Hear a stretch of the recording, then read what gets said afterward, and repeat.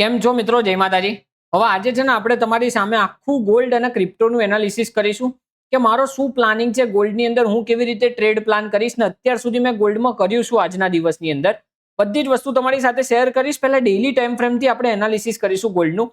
તો હવે સૌથી પહેલા આપણે છે ને ડેલી ટાઈમ ફ્રેમથી એનાલિસિસ કરીએ. પહેલા તો જો તમને આવા ટાઈપના વિડીયો ગમે ને તો પહેલા કોમેન્ટની અંદર જણાવજો કે તમને આખું એનાલિસિસ કેવું લાગ્યું, તમને થોડુંક પણ હેલ્પફુલ થશે. કોમેન્ટ લોકોની આવશે, લાઈક આવશે ને તો આપણે આ સિરીઝને કન્ટિન્યુ રાખીશું ને આ રીતના એનાલિસિસના વિડીયો આગળ પણ યુટ્યુબમાં લોંગ ફોર્મ મૂકતા રહીશું. એટલે તમારો જો સાથ સહકાર હશે તો જ આ વસ્તુ પોસિબલ છે. એટલે હવે તમારે શું કરવાનું આગળ એ તમને ખબર જ છે. ચલો હવે આપણે એનાલિસિસની વાત કરીએ તો ડેલી ટાઈમ ફ્રેમથી ગોલ્ડનું એનાલિસિસ કરીએ તો ગોલ્ડ તમે જોશો ને તો ડેલી ટાઈમ ફ્રેમથી એક ડાઉન ટ્રેન્ડમાં ચાલી રહ્યો છે. આ એને એક હાઈ માર્યો, એના પછી તમે જો આ એક લોઅર હાઈ માર્યો, એના પછી અગેન આ લોઅર હાઈ માર્યો અને અત્યારે આ પાછો લોઅર હાઈ મારી રહ્યું છે. એટલે ગોલ્ડ ડેલી ટાઈમ ફ્રેમમાં શું છે, એને એક ડાઉન ટ્રેન્ડની અંદર ઇન્ટેક ચાલી રહ્યો છે. બરોબર. હવે આપણે આયા ડેલી ટાઈમ ફ્રેમ પતી ગયો. હવે ડેલી ટાઈમ ફ્રેમમાં આપણને સ્વિંગ હાઈ સ્વિંગ લો મળ્યા. જો લાસ્ટ સ્વિંગ હાઈ આ હતો, એના પછી હતું લાસ્ટ સ્વિંગ લો આ રહ્યો. તો આપણે લાસ્ટ સ્વિંગ હાઈ થી સ્વિંગ લો ફિબોનાકી માર્ક કર્યું અને ફિબોનાકીમાં તમે જો એના 0.5 ના ઝોનની નીચે ગોલ્ડ જવા માંડ્યો છે. એટલે ગોલ્ડ હવે ધીમે ધીમે આ સ્વિંગ લો સુધી આવે ને એવું આપણને લાગી રહ્યું છે. ક્યાં સુધી? તો કે 4104 સુધી. આપણું ડેલી ટાઈમ ફ્રેમ થઈ ગયું. ડેલી ટાઈમ ફ્રેમમાં મોસ્ટ ઇમ્પોર્ટન્સ લેવલ કયો છે કે જે માર્કેટ બ્રેક કરે તો હજુ શાર્પ કરેક્શન આવશે, એ છે આ લેવલ. જો માર્કેટે 4555 નું લેવલ તોડ્યું ને તો પાછું તમને શાર્પ સેલિંગ જોવા મળશે. અપસાઇડ માટેનો આપણી જોડે આ એક લેવલ ઇન્ટેક છે. જ્યાં સુધી માર્કેટ આ લેવલને બ્રેક નહીં કરે ને ત્યાં સુધી આપણે અપસાઇડનો ટ્રેડ પ્લાન નહીં કરીએ. આ લેવલ બ્રેક કરશે તેના પછી માર્કેટ અહીંયા સુધી અપસાઇડ માટે આવી શકે. બરોબર. આ લેવલ સુધી અપસાઇડ માટે આવી શકે અને એ બી બ્રેક કરે ને તો માર્કેટ અહીંયા સુધી એના અપસાઇડ માટે આવી શકે. બરોબર. તો અપસાઇડના આપણી જોડે લેવલ થઈ ગયા. ડાઉન સાઈડમાં આ બ્રેક કરે તો આપણી જોડે કયો ઇમ્પોર્ટન્સ લેવલ છે ડાઉન સાઈડમાં? તો આ લેવલ મોસ્ટ ઇમ્પોર્ટન્સ છે આપણી જોડે, જ્યાં સપોર્ટ તરીકે કામ કરે છે માર્કેટ. બરોબર. તો ડાઉન સાઈડનો બી આપણી જોડે લેવલ આવી ગયું. હવે આપણે શું કરીશું? 4 કલાકમાં જઈશું. 4 કલાકમાં શું સિનારિયો?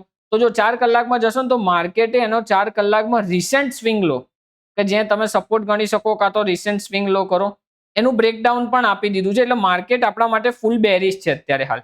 હવે આપણે ઉપરનો સ્વિંગ કયો છે કે ભાઈ આ સ્વિંગ હાઈ બ્રેક કરે તો આપણે અપસાઇડનો ટ્રેડ પ્લાન કરી શકીએ અહીંયા સુધી ગોલ્ડના. ક્યાં સુધી?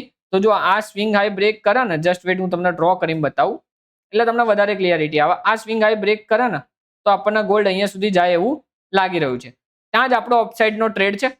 બાકી તો ત્યાં સુધી જ્યાં સુધી ગોલ્ડ 4739, આ વસ્તુ યાદ રાખજો, જ્યાં સુધી ગોલ્ડ 4739 ની નીચે છે ને ત્યાં સુધીના દરેક પુલબેક, કોઈ પણ બાઇંગ આવે તો આપણે એને સેલ ઓન રાઇઝ કન્સિડર કરીશું. દરેક પુલબેક ઉપર આપણે ગોલ્ડને શોર્ટ મારીશું.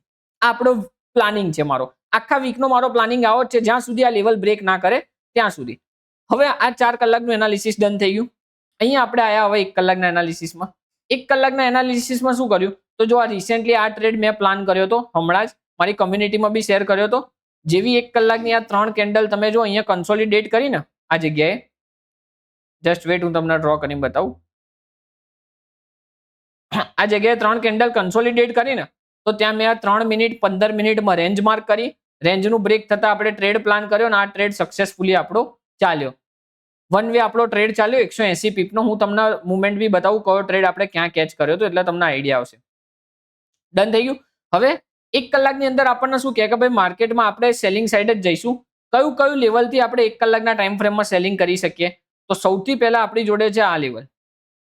ઝોન જ માર્ક કરું એટલે ઝોન માર્ક કરીશ ને એટલે તમને વધારે કન્સિડર થશે. જો અહીંયા ક્યાંય આવે તો આપણે સેલિંગ પ્લાન કરીશું. કઈ કઈ જગ્યાએથી પુલબેકથી સેલિંગ પ્લાન કરીશું? એક તો આ પુલબેક, જસ્ટ વેટ હું તમને ડ્રો કરીને બતાવું. આ પુલબેકથી સેલિંગ આવે તો આપણે સેલિંગ પ્લાન કરીશું, કાં તો પછી આ પુલબેકથી સેલિંગ આવે તો આપણે સેલિંગ પ્લાન કરીશું. બરોબર.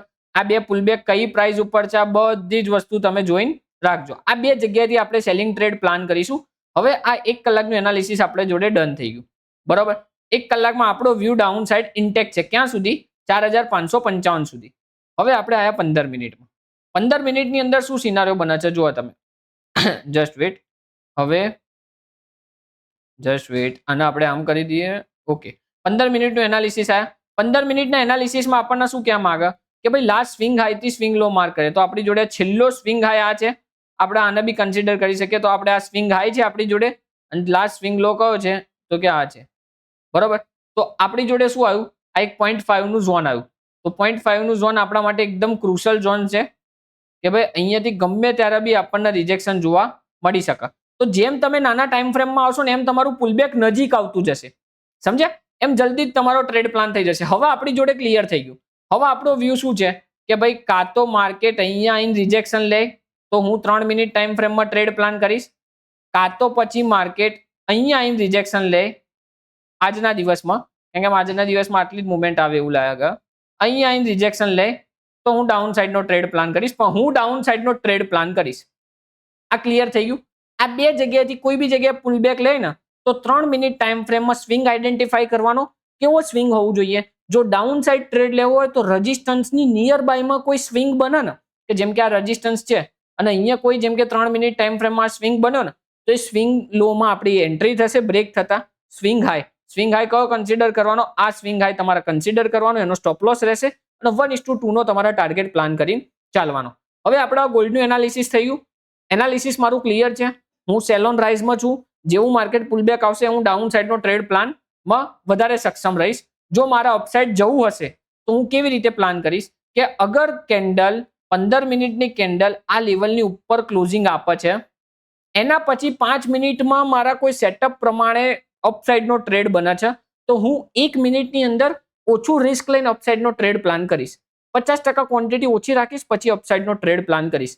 તો આ થઈ ગયું મારું ગોલ્ડનું એનાલિસિસ. હવે સૌથી પહેલા તો તમને જો આ ગોલ્ડનું એનાલિસિસ ગમ્યું હોય તો સૌથી પહેલા કંઈ જ નહીં કરવાનું, ફટોફટ લાઈક કરી દો. અને થોડુંક બી એનાલિસિસ તમને હેલ્પફુલ લાગે કે કંઈક શીખવા મળ્યું હોય તો કોમેન્ટ કરવાનું ના ભૂલતા. રહી વસ્તુ, હવે આપણે ઇથિરિયમની વાત કરીએ કે ઇથિરિયમનું કેવી રીતે કરીશું. હવે તમને હું આ જે વાત કરું છું, શું આ એનાલિસિસ ઉપર હું પોતે કામ કરું છું એ હું તમને જસ્ટ બતાવું. આ મારું પ્રીમિયમ ગ્રુપ છે. હવે તમે જુઓ, આ સવારથી પ્રીમિયમ ગ્રુપની અંદર આ પહેલો ટ્રેડ આપ્યો, વન વે આપણો ટ્રેડ ચાલી ગયો, લગભગ 220 પિપ્સની મુવમેન્ટ વન વે જોવા મળી, મેં બી લીધો તો લગભગ 17,000 નો પ્રોફિટ લીધો. બીજો ટ્રેડ આવ્યો, બીજો ટ્રેડ બી વન વે 140 પિપ્સની મુવમેન્ટ જોવા મળી. બરોબર, એટલે વન વે ટ્રેડ ચાલે છે. આપણું વીઆઈપી ગ્રુપ છે. જો તમારે ત્યાં જોડવું હોય તો પ્રોસેસ બહુ સિમ્પલ છે. ડિસ્ક્રિપ્શનમાં તમને વેન્ટેજની લિંક દેખાઈ જશે.